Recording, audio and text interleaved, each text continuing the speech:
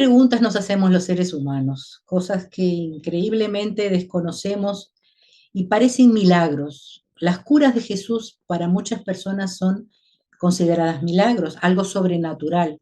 Es bueno aclarar que el espiritismo nos explica, nos enseña, y la razón nos explica también, que todo lo que existe en la naturaleza, fenómenos que se den en la naturaleza, no son sobrenaturales, sino lo contrario.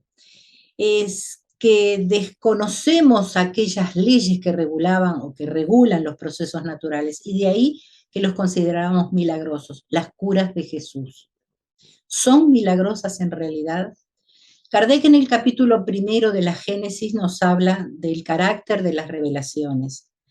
Revelación proviene de revelare y significa quitar debajo del velo algo que estaba oculto, una verdad, algo desconocido.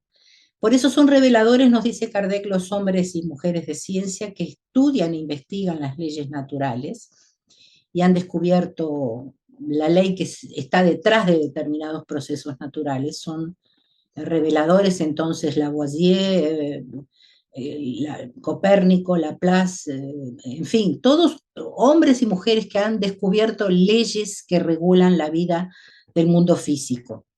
Pero y las que regulan el mundo moral indispensable al progreso, los grandes filósofos, cuyas ideas han trascendido a través de los tiempos y permanecen aún. Ahora nos preguntamos, las, digamos, verdades, las leyes que regulan nuestra vida como espíritus, nuestra vida espiritual, ¿son reveladores de esas leyes? Nos dice Kardec, los grandes médiums, es decir, los llamados profetas, y los mesías.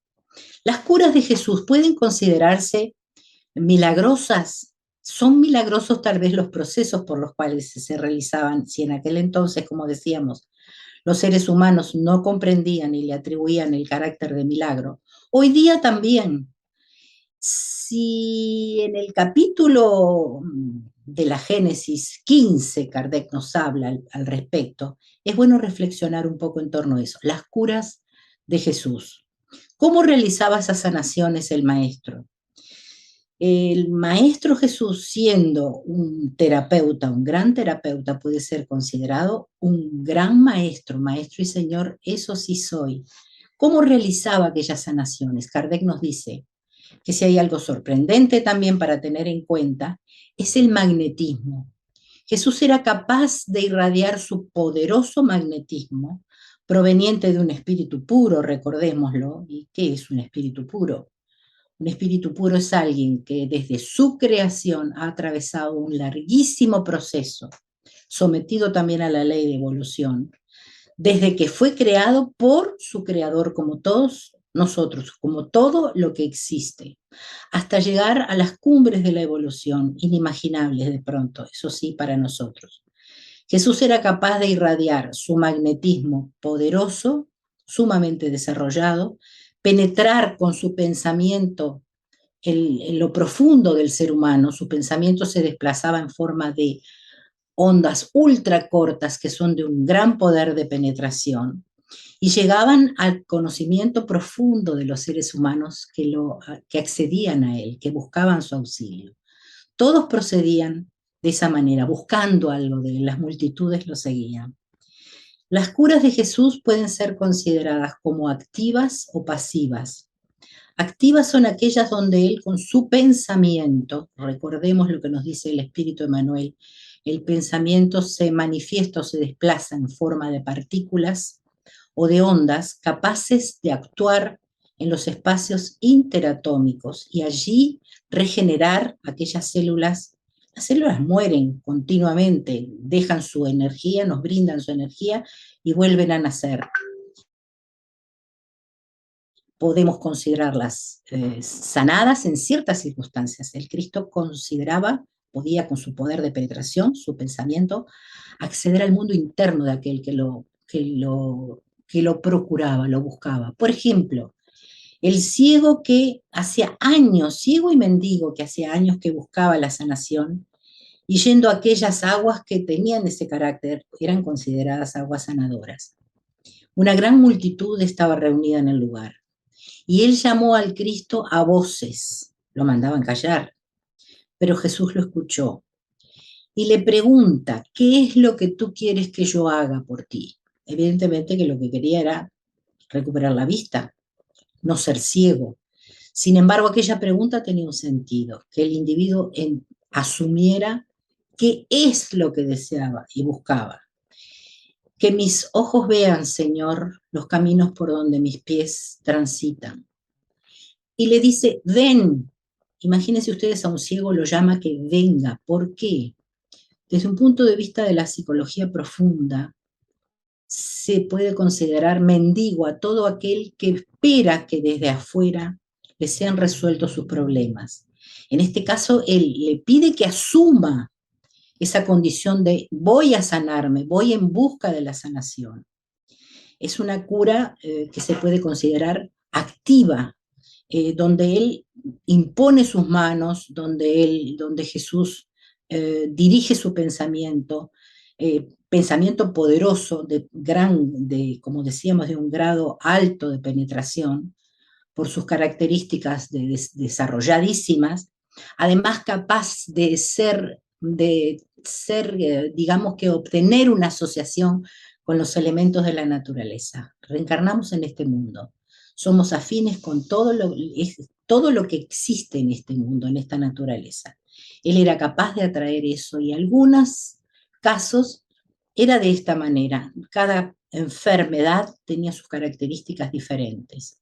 Hay enfermos donde se necesitaba la dulzura, la comprensión, el shock, el ven a mí, el recoge tu camastro y camina, las curas activas. Y las pasivas, el caso de la mujer hemorrágica, una multitud lo rodeaba. Todos querían algo de Jesús. Ella pudo tener acceso a tocar su manto con la convicción de ser sanada. Y él preguntó, quién me ha tocado? Sintió que algo salía de él. Todo el mundo te está tocando, maestro, estás rodeado de una multitud, pero él sintió, sintió aquella atracción de ese magnetismo poderoso de aquella mujer que buscaba la sanación. Por eso le dice, tu fe te ha sanado, es tu fe la que te ha sanado. La sanación activa, digamos, se da en el caso de que el Cristo impone sus manos, y la pasiva donde el individuo busca la sanación. Ahora, todos buscamos, estando enfermos, todos buscamos nuestra sanación. Aparentemente eso es así. Sin embargo, puede haber un lenguaje proveniente de la enfermedad, nuestro cuerpo nos habla, proveniente de la enfermedad, de nuestro mundo interno. Por supuesto que son mecanismos no conscientes, pero puede haber un mensaje proveniente de una culpa, por ejemplo. No merezco la sanación, no soy digno de sanarme aún, etc. Por eso es que los espíritus nos llaman a la necesidad del autoconocimiento, conocernos para poder sanar nuestro mundo interno. La enfermedad, decíamos, nos está diciendo algo, nuestro cuerpo nos está enviando un mensaje. ¿Cuál es ese mensaje? ¿Cuál es el estado que necesitamos como para sanarnos? ¿Cuál es el momento en que nuestro magnetismo actuará en nuestras células para poder sanarnos? Las cosas que yo hago, dijo el Cristo, vosotros las haréis también. Pero necesitamos estar en armonía con las leyes que rigen nuestro mundo interno. Que nuestros pensamientos, emociones, sentimientos estén en un equilibrio, capaces de conducirnos a ese equilibrio deseado y necesitado de la salud. Los emisarios espirituales, los espíritus elevados que nos hablan en el nombre del Cristo, nos han hablado de los caminos que Él delineó para nosotros. Modelo y guía de la humanidad, nos dicen los espíritus, es el Cristo, para todos, no importa la religión, las creencias, no importa si creen en Dios o no creen en Dios. Dios existe dentro nuestro, es un llamado interno de nosotros mismos. Entonces, no todo el mundo puede ser sanado, porque hay quienes rechazan la sanación, quienes pueden rechazarla por motivos infinitos.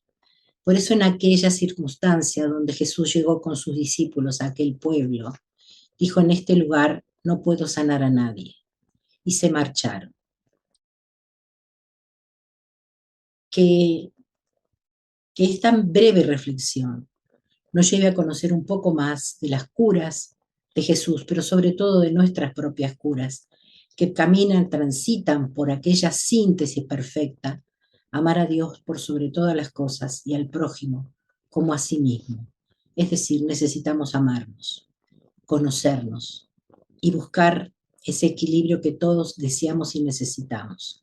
La ciencia espírita nos está dando explicaciones precisamente poniendo en claro aquella luz que trajo el maestro en aquellas circunstancias y que, cumpliendo con su promesa, envió al mundo el Espíritu de la verdad que les recordará lo que les enseñé y os enseñará todas las cosas. Gracias por su atención.